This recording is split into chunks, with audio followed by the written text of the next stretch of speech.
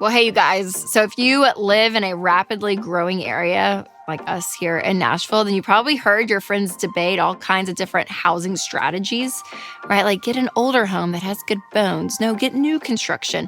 Get the tall, skinny houses. Get the retro ranch style house. I mean, there's so many options out there. And because mortgage rates have been on the higher end over the last year or two, and because the cost of living keeps going up, people are having to compromise what their home wish lists are. And this is a really tough discussion, I think, because priorities and expectations are shifting and setting more into reality of what it looks like today. So I want to talk through all the pros and the cons and remind you of the most important things to consider if you are a current or a future homeowner. And if you enjoy this channel and this kind of content, make sure to subscribe. It only takes a second and it helps us out a lot. All right, first, let's talk about when the right time to buy a home is. So to get into the housing market financially, you want to be in a great place. So what does that mean? I want you out of debt. And I want you to have a fully funded emergency fund of at least 3 to 6 months of expenses. So that's really important because what happens is if you are living paycheck to paycheck with a ton of debt and you have no savings and then you go and buy a house, it's probably going to end up being more of a stress point in your life than a blessing. So I think it is really important to put yourself in a good financial position, and then you can go and buy. So once you're out of debt and you have a fully funded emergency fund, then I want you to save up at least 5% for a down payment. And ideally, you would get a 15-year fixed rate mortgage and that your payment is no more than 25% of your take-home pay. And that 25% I know is pretty conservative for a lot of people, but here's the deal.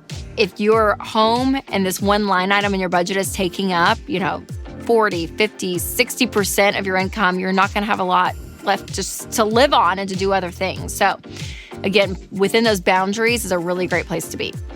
And listen, homes are an appreciating asset and they are a smart investment over time. So I think being a homeowner is key to your overall financial picture long-term. And I think it's wise to get into the game when you're ready. And if you check the points on what we just talked about, I would go ahead and jump in. Again, they're actually kind of coming down a little bit now that we're filming this video, and could continue to go down. So I always say, date the rate, but marry the house. So if you are in a position to buy. But in order to reach that point, right, to get to this point that you have money saved or that you're getting out of debt, you want to take your income that you're making now and let it go as far as possible. And the best way to do that is to plan that out, plan your spending for the month. And that is why I love Every Dollar. Every Dollar is a great app to help you when it comes to your money and to be intentional with every dollar, hence the name, goes of your paycheck, and it's completely free. So click the link below and you can create a budget just in a couple of minutes. All right, now that you have an idea of when you might be ready for this step, let's chat about the common questions that people have when they're looking at what kind of home to buy. So some people say, okay, should I buy an older home, but it's in a better location? Or should I move outside the city and afford, maybe a new construction?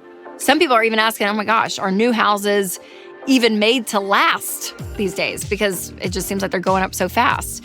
Some people are like, well, is an older home a poor investment? You get in there to redo it and you find all this other stuff. There's some people like, well, should I just go ahead and go super cheap and, gut the whole thing and do a rehab there? Or should I go real cheap and buy some cheap just to get into the housing market? I mean, there are so many questions, you guys. There are a lot of theories about the right way to invest in real estate. But in this housing market, it all comes back to supply and demand. And so there is still a housing shortage happening. There is. And that's why prices went up drastically during COVID. And we saw the effects of that a year or two after. And honestly, that's kind of why they're just staying the same, is because there is still a housing shortage. So when you look at buying a house, again, in your four walls is food, shelter, utilities, and transportation. So housing is in there.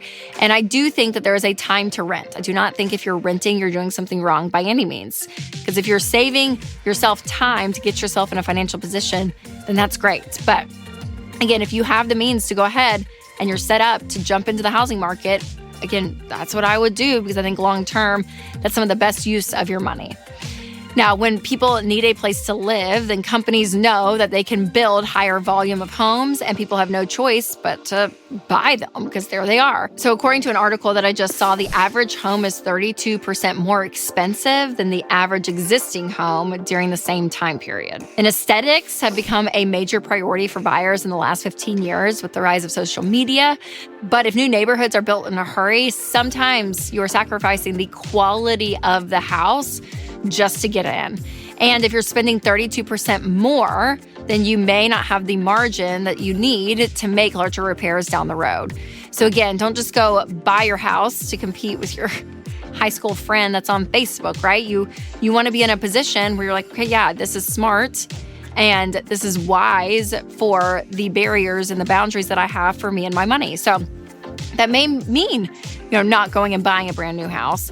But I know the hard thing is too, people are struggling because a lot of people are staying in their homes longer. And so those older homes, again, aren't up for sale. So again, I want you to be wise because I don't want you to be house poor. So if it's not a new construction, that's okay.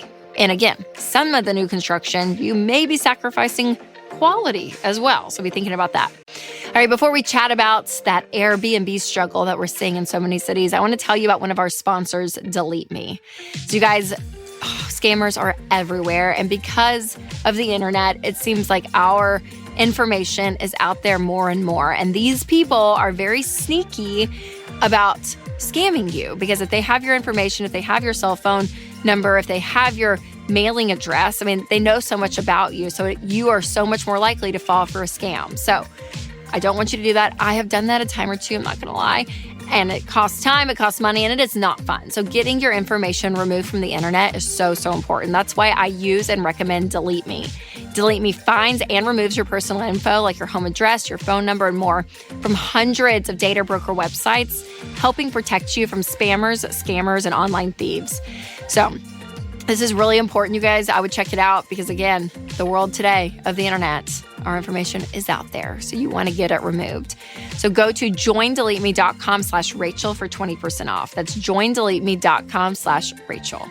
All right, one common complaint that I hear people talk about is the monopoly on real estate and popular destinations. So vacation homes seem to be snatched up really quickly by investors or hedge funds groups or Airbnb flippers. And so there's this idea when you go into a touristy city, sometimes some of the real estate there, right, is gobbled up by these entities. And so I've heard more and more people seeing this and complaining about it. Some states are even putting some regulations around this. So again, this is an effect, I think, of housing costs going up. But when it comes back to this idea that you can control what you can control, that's what's important. And so getting yourself in a position to be able to enter that market and to enter the housing market when you can. But this more popular the city you're in, the more you're probably going to run into this. So in response to this competitive housing market, people have started trying to get some creative solutions.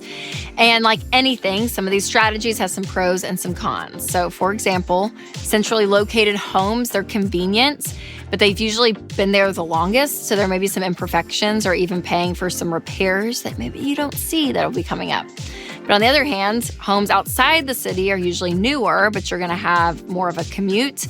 And it's a little bit uncertain on how well they're made. So according to research quoted by Realtor.com, lot sizes between 1990 and 2016 decreased from 8,250 square feet to 6,970 square feet. Again, with supply and demand, it's more profitable for builders to go in and build more homes in a smaller area. So, I think about Green Hills in the Nashville area. It's a really popular place, and people have been building small homes with these big yards. And now people are like knocking down the homes and they're buying, they're building 2 or 3 homes, or they're building a gigantic house where it used to just be a little house. So people are doing what they can to get what they want, but we're seeing real estate change so quickly.